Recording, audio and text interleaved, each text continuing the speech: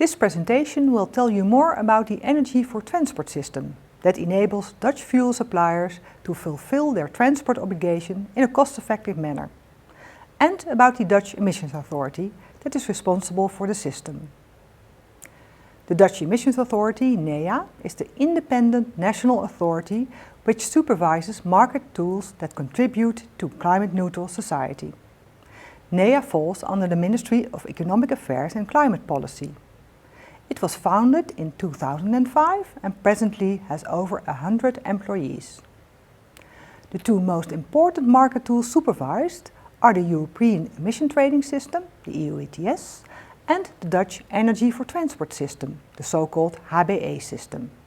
We now focus on the Dutch Energy for Transport System. The transport sector accounts for about 25% of the CO2 emissions in Europe. To reduce the CO2 emissions by the transport sector, European legislation is in place. The Renewable Energy Directive, abbreviated to RED II, and the Fuel Quality Directive, abbreviated to FQD. The directives aim to increase the use of renewable energy and to reduce the CO2 emissions. The use of waste-based biofuels is stimulated, and the use of biofuels based on crops and used cooking oil is limited by the directives. In the Netherlands, the climate agreement also sets a target for the reduction of emissions from transport, going beyond the current RED II target. The transport targets are implemented in Dutch legislation through a market-based mechanism for the fuel suppliers. The users of fuel are not part of this mechanism. Companies that physically deliver renewable energy to the transport sector can claim these deliveries. They receive one renewable energy unit, called HBE, per gigajoule renewable energy, which they can trade with other companies. Companies surrender the HBEs to meet their obligations. The NEA registry Energy for Transport facilitates this Dutch trading mechanism. Let's first take a look at the obligations. The obligation applies to fuel suppliers that deliver petrol and diesel. The fuel suppliers need to register these petrol and diesel deliveries in an air registry, which determines the corresponding annual obligation. For 2023, the total annual obligation is 18.9% renewable energy of their fossil fuel deliveries. Of this total, there needs to be a minimum share of 2.4% waste-based renewables, named advanced biofuels. There is a maximum share of 1.4% food-based renewables, named conventional biofuels. And there's also a maximum share of 10% renewables based on used cooking oil, the so-called Annex 9b biofuels. This refers to an annex to RED II.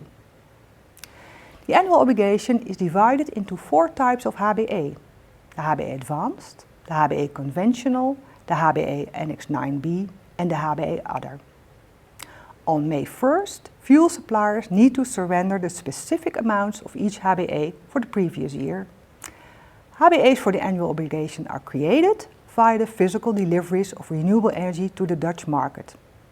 Liquid biofuels such as bioethanol and biodiesel are most commonly used, but other forms of renewable energy are also rewarded in this mechanism. Biofuels need to be sustainable, which must be demonstrated with a proof of sustainability. Fuel suppliers register the deliveries of renewables in the NEA registry and will receive different type of HBE on their account, depending on the feedstock used.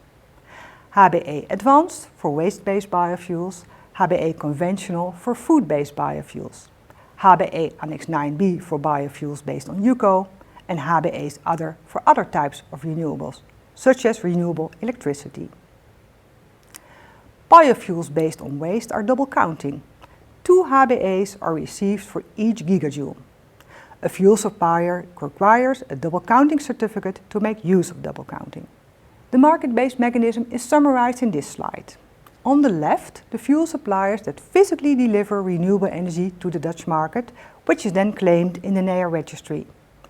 They receive 4 different types of HBE, which they can use to fulfill their own obligations or sell to other fuel suppliers with obligations on the right side. all parties surrender the HBA's to fulfill their obligations into the NEA registry. Consequently, a fuel supplier can choose to deliver renewable energy itself or obtain HBA's from other fuel suppliers. This leads to a cost-effective compliance with transport targets. The role of NEA in the market-based mechanism is that we have been the competent authority for renewable energy in transport since 2011, assigned by the Ministry of Infrastructure and Water Management. We have various tasks. NEA administers the HBA register.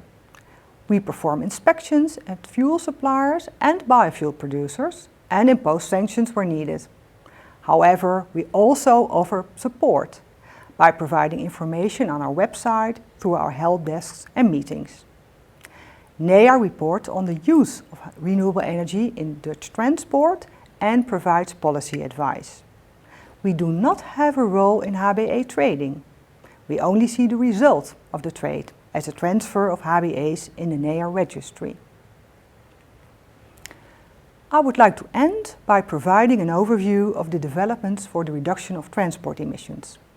First of all, the Dutch implementation of the RED III transport requirements in 2025, with a CO2 reduction target instead of an energy target, and consequently with a tradable CO2 reduction unit. Furthermore, the Refuel Aviation Regulation that will require fuel suppliers to deliver sustainable aviation fuels. And finally, the new emissions trading system for road transport, buildings and other sectors, the ETS2, that will apply to fuel suppliers as well. This was our explanation of how the Dutch energy for transport system works. If you have any questions, please visit the NEA website or contact our help desks. Thank you very much.